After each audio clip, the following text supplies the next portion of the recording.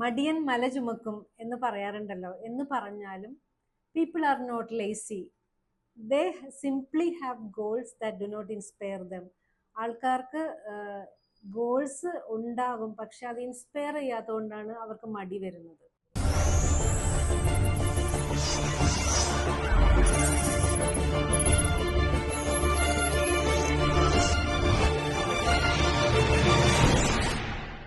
അപ്പം മടി വരാനുള്ള പ്രോക്രാസ്റ്റിനേഷൻ, നാളെ നാളെ നീളെ നീളെ എന്ന് പറഞ്ഞ് കാര്യങ്ങൾ മാറ്റി വെക്കാനുള്ള പല കാരണങ്ങളുണ്ട്. അതിൽ ചില കാരണങ്ങൾ, 2-3 കാരണങ്ങൾ എന്തൊക്കെയാന്ന് വെച്ച് കഴിഞ്ഞാൽ, ഒന്ന് എന്തെങ്കിലും ഫിസിക്കൽ ഇൽനെസ്, എന്തെങ്കിലും രോഗങ്ങൾ, ക്ഷീണം, ഡിപ്രഷൻ, ആങ്സൈറ്റി, പാസ്റ്റ് ട്രോമ, പണ്ടത്തെ ചില ബുദ്ധിമുട്ടുകൾ.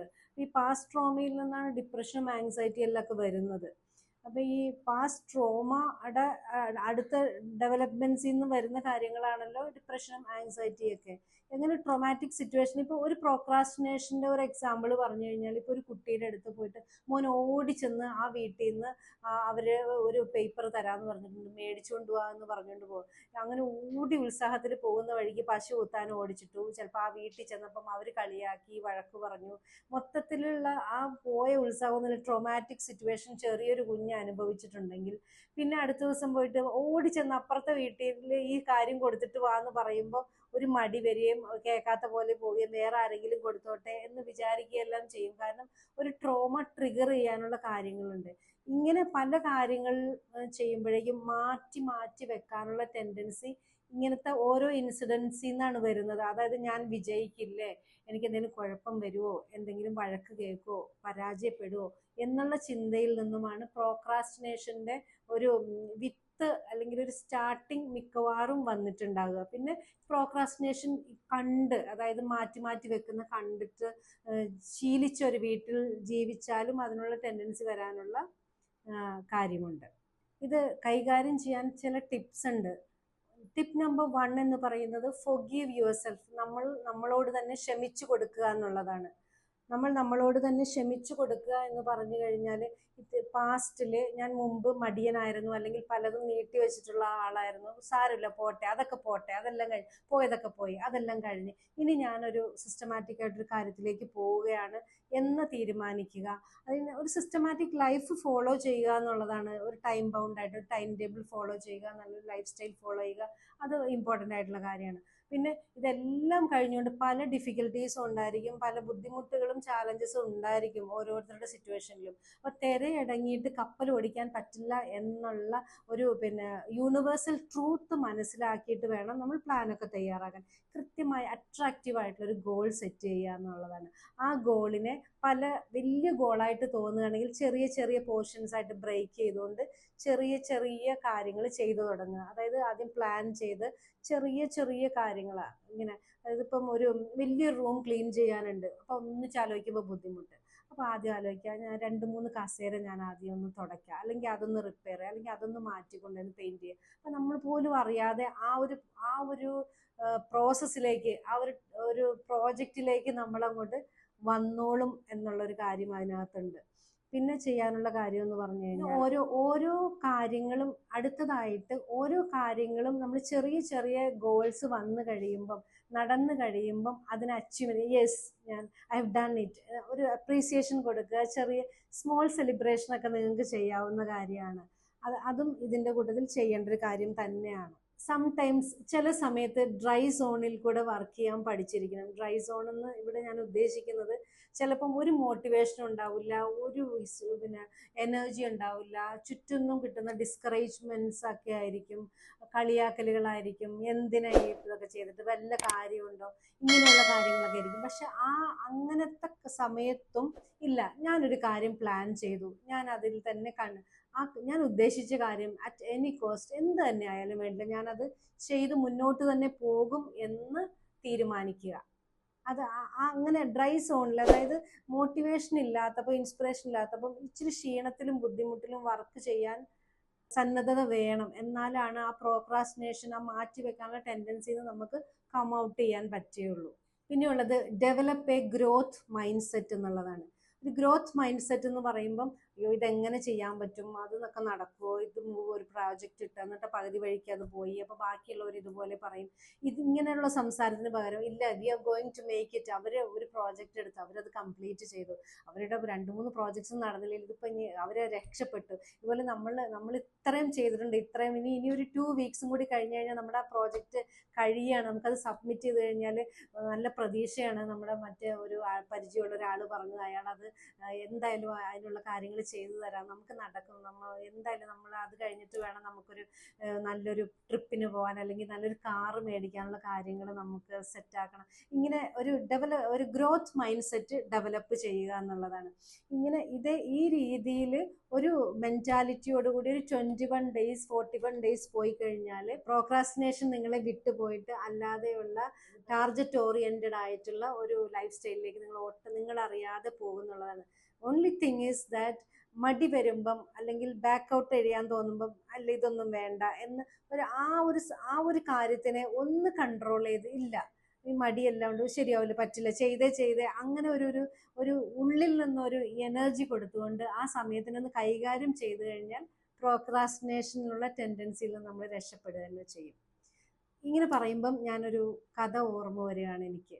അതായത് ഒരു ഗുരുകുലത്തിലെ ഒരു ഗുരു തൻ്റെ ശിഷ്യന്മാരെല്ലാവരെയും പഠിപ്പിക്കുന്ന സമയത്ത് ഒരു ശിഷ്യൻ ഭയങ്കര മടിയുള്ളതായിട്ടും കാര്യങ്ങൾ ഒന്നും പ്രോപ്പറായിട്ട് ചെയ്യാത്തൊരു ശിഷ്യനെ നോട്ട് ചെയ്തു. അപ്പോൾ ഇതിങ്ങനെ പോയാൽ പറ്റില്ല, ഈ ശിഷ്യന് എന്തെങ്കിലും ഒരു മെസ്സേജ് കൊടുക്കണമെന്ന് തന്നെ വിചാരിച്ചു. ഒരു ദിവസം ഈ ശിഷ്യനുമായിട്ട് തന്നെ സംസാരിക്കാൻ ഇടവന്നപ്പം ഈ ശിഷ്യനോട് പറഞ്ഞു, ഞാൻ നിനക്ക് ഒരു ബ്ലാക്ക് സ്റ്റോൺ, ഒരു കറുത്ത കല്ല് തരാം. ഈ കല്ല് കൊണ്ടുപോയിട്ട് നീ ഏതൊരു അയേൺ ആയിട്ടുള്ള ഇരുമ്പ് പദാർത്ഥത്തിലും ടച്ച് ചെയ്ത് കഴിഞ്ഞാൽ അത് സ്വർണമായിട്ട് മാറും. ഇപ്പം നിനക്കിത് തന്നിട്ട് ഞാൻ പോകും. നാളെ വൈകുന്നേരം ഞാനൊരു സ്ഥലത്ത് പോവുകയാണ്, തിരിച്ചു വരുമ്പം നീ എനിക്ക് തരണം. അപ്പോൾ ശിഷ്യന് ഭയങ്കര സന്തോഷമായി. കാരണം എത്ര അയേൺ ഒരു ഇരുമ്പ് സാധനങ്ങൾ ടച്ച് ചെയ്യുന്നോ അത്രയും സാധനങ്ങൾ ഗോൾഡായിട്ട് മാറും. ഭയങ്കര ഹാപ്പിയായി ശിഷ്യൻ. അപ്പോൾ അതിനോടുള്ള ഉത്സാഹം. പക്ഷെ അവിടെ ഇരുമ്പൊന്നുമില്ല. ഇരുമ്പ് മേടിക്കണമെങ്കിൽ കുറച്ച് ദൂരെ മാർക്കറ്റിൽ പോയിട്ട്, ചന്തയിൽ പോയിട്ട് ഇരുമ്പ് മേടിച്ചു കൊണ്ടുവരണം. അപ്പോൾ ഈ ഗുരു പോവുകയും ചെയ്തു. അപ്പോൾ ശിഷ്യൻ്റെ യൂഷ്വൽ ലൈഫ് സ്റ്റൈൽ വെച്ചിട്ട് ഒന്ന് റെസ്റ്റ് ചെയ്തു, കുറച്ചു നേരം വെറുതെ ഇരുന്നു, കുറച്ച് ഭക്ഷണം കഴിച്ചു. അങ്ങനെ രാത്രിയായി. അപ്പോൾ പിന്നെ എന്നാൽ കിടന്നുറങ്ങാം, ഇപ്പോൾ ചന്തയുടെ സമയമെല്ലാം കഴിഞ്ഞു, നാളെ രാവിലെ എഴുന്നേറ്റ് ചന്തയിൽ പോകാം. അപ്പോൾ സാവകാശത്തിൽ എഴുന്നേറ്റ് ഇപ്പോൾ കുറച്ച് സമയം വൈകി. അപ്പോൾ പിന്നെ ഭക്ഷണം കഴിച്ചു. അങ്ങനെ വൈകുന്നേരം വരെ സമയമുണ്ടല്ലോ, സാരമില്ല നല്ല രീതിയിൽ. അപ്പോൾ ഉച്ചയപ്പോൾ വിശന്നപ്പോൾ ഭക്ഷണം കഴിച്ചു. അപ്പോൾ ചെറിയൊരു ഉറക്കം വന്നു, ചെറിയൊരു മയക്കം, ചന്തയിലേക്ക് ഓടിപ്പോകാമെന്ന് തീരുമാനിച്ചു. ഉച്ചയുറക്കം ഉണർന്നപ്പം വൈകുന്നേരമായി. പെട്ടെന്ന് ചാടി എഴുന്നേറ്റ് ചന്തയിൽ പോയിട്ട് ഇതെല്ലാം ഇരുമ്പെല്ലാം മേടിച്ചു കൊണ്ടുവന്നിട്ട് വേണം അതെല്ലാം സ്വർണ്ണമാക്കിയിട്ട് എൻ്റെ ഭാവി തന്നെ മാറ്റിമറിക്കാനുള്ളതാണ് എന്നുള്ള ഒരു രീതിയിൽ ഉത്സാഹത്തോടു കൂടി വഴിയിലേക്ക് പോയപ്പം ഗുരു തിരിച്ചു വരുന്നു. ഗുരു ഒന്നും പറയാൻ പോലും സമ്മതിക്കാതെ ആ കല്ല് തിരിച്ചു മേടിക്കുകയാണ് ഉണ്ടായത്. അപ്പോൾ ഒരു ഓപ്പർച്യൂണിറ്റി നമ്മളുടെ എല്ലാം ജീവിതത്തിൽ പല പല സാഹചര്യങ്ങളും നമ്മളെ വന്ന് മുട്ടുന്നതാണ്. പക്ഷെ അതെല്ലാം ഈ പറഞ്ഞ പോലെ നമ്മുടെ ടൈംലി റെസ്പോൺസ് ഇല്ലാതെ പോകുന്നതായിട്ടുള്ള അനുഭവം പലരും പറയുന്നത് നമ്മൾ കേട്ടിട്ടുണ്ട്. അപ്പോൾ എങ്ങനെയാണ് ഈ പ്രോക്രാസ്റ്റിനേഷൻ ഇങ്ങനെയുള്ളൊരു കാര്യം പറയാൻ എളുപ്പമാണ്. ഇപ്പോൾ മോട്ടിവേഷണലായിട്ടുള്ള സ്റ്റോറീസ് പറയും, അല്ലെങ്കിൽ ഇങ്ങനെ പറയാനുള്ള പ്രാക്ടിക്കലി അതെങ്ങനെ അപ്ലൈ ചെയ്യാം എന്ന് പറഞ്ഞു കഴിഞ്ഞാൽ, പ്രാക്ടിക്കൽ ആപ്ലിക്കേഷൻ്റെ ഒരു എലമെൻ്റ് ഉള്ള ഒരു സ്റ്റോറി എന്താണെന്ന് വെച്ച് കഴിഞ്ഞാൽ, ഇതുപോലെ തന്നെ ഒരു ഗ്രാമത്തിൽ ഒരു മിടുക്കനായിട്ടുള്ളൊരു ചെറുപ്പക്കാരൻ, പക്ഷെ അയാൾ മടിയനായിരുന്നു. എപ്പോഴും കിടന്നുറങ്ങുകയും എന്തെങ്കിലും കാര്യം പറഞ്ഞ് പിന്നെ ആവട്ടെ എന്ന് പറഞ്ഞിരിക്കുകയെല്ലാം ചെയ്യുന്ന ഇയാളുടെ പാരൻസിനും ടീച്ചേഴ്സിനും ഫ്രണ്ട്സിനും നാട്ടുകാർക്കും എല്ലാവർക്കും വിഷമമായിരുന്നു, ഇയാൾ വെറുതെ ടൈം വേസ്റ്റ് ചെയ്തുകൊണ്ടിരിക്കുന്നു എന്നുള്ള ഒരു കാര്യം. അങ്ങനെ ഇരുന്നപ്പം ആ ഗ്രാമത്തിൽ ഒരു സന്യാസി കടന്നു വന്നു. സന്യാസി ഈ കാര്യങ്ങൾ മനസ്സിലാക്കി ഈ ചെറുപ്പക്കാരനുമായിട്ട് ഒരു സംസാരിച്ചു. അപ്പം ഇങ്ങനെ എന്താ കാര്യം ഏതാണെന്ന് സംസാരിച്ചു. അപ്പോൾ സന്യാസി ചെറുപ്പക്കാരനോട് പറഞ്ഞു, ഒരു കാര്യം ചെയ്യണം, ആ ദൂരെ മലയിൽ കാണുന്ന മലയുടെ മുകളിൽ കയറി അതിൻ്റെ എതിർവശത്തോട് നടന്ന് അതിലുള്ള ഒരു ഗുഹയിൽ നിന്നും ഒരു തൂവലുണ്ട് അവിടെ, അത് കൊണ്ടുവന്ന് എന്നെ ഏൽപ്പിക്കണം. ഈ ഒരു ടാസ്ക് ഏൽപ്പിച്ചു. അപ്പോൾ സന്യാസിയുടെ പ്രത്യേക ഇൻട്രാക്ഷൻ ചെറുപ്പക്കാരൻ അതിന് സമ്മതിക്കുകയാണ് ഉണ്ടായത്. അങ്ങനെ ആ ചെറുപ്പക്കാരൻ മല കയറാൻ തീരുമാനിച്ചു. മല കയറാൻ തുടങ്ങിയ ഈ ചെറുപ്പക്കാരൻ ഉറങ്ങുകയും ഇരിക്കുകയും ചെയ്തുകൊണ്ടിരിക്കുന്ന ഒരാൾ കുറച്ച് കഴിഞ്ഞപ്പോൾ തന്നെ അയാൾക്ക് ക്ഷീണം വന്നു, അയാൾ പിന്നെ വിയർത്തു, ടയേർഡായി, മടുപ്പ് വന്നു. പക്ഷെ എന്തായാലും ഞാൻ ഏറ്റതാണല്ലോ എന്നുള്ള രീതിയിൽ വീണ്ടും വീണ്ടും മുന്നോട്ട് പോയി. അപ്പോഴും ക്ഷീണം വരുന്നുണ്ട്, മടുപ്പ് വരുന്നുണ്ട്. എന്നാലും അങ്ങനെ മുന്നോട്ട് പോയി അങ്ങനെ അയാൾ കയറി മുകളിലെത്താറായപ്പോൾ ഏകദേശം അതിന് ടോപ്പ് കാണാറായപ്പോഴേക്കും അയാളുടെ ഒരു മെൻറ്റാലിറ്റിക്കൊക്കെ ഒരു മാറ്റം വന്നു തുടങ്ങി. ചുറ്റുമുള്ള കാഴ്ചകൾക്കൊക്കെ വളരെയധികം വ്യത്യാസം, നല്ല മനോഹരമായ കാഴ്ചകൾ, ഉയർന്ന ഒരു പ്രതലത്തിൽ നിന്നും ചുറ്റും നല്ലൊരു ഹൊറൈസണൊക്കെ കാണാൻ പറ്റിയപ്പോൾ അയാൾക്ക് ഉള്ളിൽ നിന്നും ഒരു എനർജി, ഒരു ഉത്സാഹം, അയാൾക്ക് ഉള്ളിൽ നിന്നൊരു ഡ്രൈവ് വരികയും അയാൾ പോലും ഒരു അറിയാത്ത രീതിയിൽ എന്നുള്ള രീതിയിൽ മുകളിലെത്തുകയും ചെയ്തു. മുകളിലെത്തി ടോപ്പിലെത്തിയപ്പോൾ അയാൾക്ക് ഭയങ്കര ഒരു അച്ചീവ്മെൻ്റ് ആണ്. I have reach the top of the world എന്നുള്ള രീതിയിൽ ഭയങ്കര സന്തോഷമായിരുന്നു. എന്നിട്ട് ചുറ്റും നോക്കി സന്തോഷിച്ച് വലിയൊരു വിജയിയായിട്ട് അയാളെ തന്നെ കണ്ട്. അപ്പോഴാണ് അടുത്ത കാര്യം, അവിടെ തീരുന്നില്ലല്ലോ, ഓപ്പോസിറ്റ് സൈഡിലൂടെ ഇറങ്ങി അവിടെയുള്ള ഒരു ഗുഹയിൽ നിന്നും ഒരു തൂവൽ കൊണ്ട് സന്യാസിയെ ഏൽപ്പിക്കേണ്ടതുണ്ട്. അപ്പോൾ എന്തായാലും ഏറ്റതല്ലേ എന്ന് വിചാരിച്ചിട്ട് ക്ലൈം ഡൗൺ, ഇറങ്ങാനായിട്ട് തുടങ്ങി. ഇറങ്ങുമ്പോൾ വളരെ ബുദ്ധിമുട്ടുകൾ അനുഭവപ്പെട്ടു, ഉരുണ്ടുരുണ്ട് വീഴുന്നുണ്ടായിരുന്നു. അങ്ങനെ പ്രയാസപ്പെട്ട് ഗുഹയിലെത്തി. അപ്പോൾ ഗുഹയിലെത്തിയപ്പോൾ അവിടെ ഫെദർ ഉണ്ടായിരുന്നു. ഫെദർ എടുത്ത് പ്രയാസത്തോടു കൂടിയും എന്നാൽ ചില സമയത്ത് കുറച്ച് എനർജി എല്ലാം വരുന്നുണ്ടായിരുന്നു. എങ്ങനെയാണെങ്കിലും താഴെ എത്തി സന്യാസിക്ക് ഈ ഫെദർ ഹാൻഡ് ഓവർ കൊടുത്തു, കൈ കൊടുത്തു. അപ്പോൾ സന്യാസി വളരെയധികം പറഞ്ഞു, വളരെ അപ്രീഷിയേറ്റ് ചെയ്തു. എനിക്ക് ഭയങ്കര സന്തോഷമായി. നിങ്ങൾ വളരെ കഴിവും പ്രാപ്തിയും എഫിഷ്യൻസിയും ചങ്കൂറ്റവും എല്ലാം ഉള്ളൊരു ചെറുപ്പക്കാരനാണ്. നിങ്ങളുടെ കഴിവെല്ലാം ഉപയോഗിച്ച് നിങ്ങൾ ജീവിതം കെട്ടിപ്പടുക്കണം, നിങ്ങൾക്ക് ഒരുപാട് സഞ്ചരിക്കാനുണ്ടെന്ന് പറഞ്ഞു. ആ ചെറുപ്പക്കാരൻ്റെ ജീവിതം ആ സന്യാസിയുടെ ആ വാക്കുകളും ഈ ഒരു പ്രവൃത്തിയും കൊണ്ട് മാറ്റിമറിക്കുകയാണ് ചെയ്തത്. അതോടുകൂടി അയാളുടെ ലേസിനെസ്സും പ്രോക്രാസ്റ്റിനേഷനും എല്ലാം പോയി മറിഞ്ഞു. ഇത് നമ്മൾ തന്നെ ഇത് തീരുമാനിക്കുമ്പം, അതിന് വേണ്ടിയിട്ട് മെനക്കെട്ട് ഇറങ്ങുമ്പം, ഒരു പോയിന്റ് കഴിയുമ്പം ഉള്ളിൽ നിന്ന് തന്നെ അതിനെ കൈകാര്യം ചെയ്യാനുള്ള, കീഴടക്കാനുള്ള ശക്തി ഉള്ളിൽ നിന്ന് തന്നെ വരികയും പിന്നീട് അങ്ങോട്ട് യാത്ര പോവുകയും ചെയ്തു. അതുവരെയും പിടിച്ചു നിന്ന് അത് സെൽഫ് ഡ്രിവൺ, ആ എനർജി അവരവരുടെ ഉള്ളിൽ നിന്ന് തന്നെയാണ് വരേണ്ടത്. ഉള്ളിൽ നിന്ന് തന്നെ വന്നാലേ അത് രക്ഷയുള്ളൂ. അത് തന്നെയാണ് ഇതിന് പ്രത്യേകിച്ച് സീക്രട്ടോ മന്ത്രമോ ഇല്ല.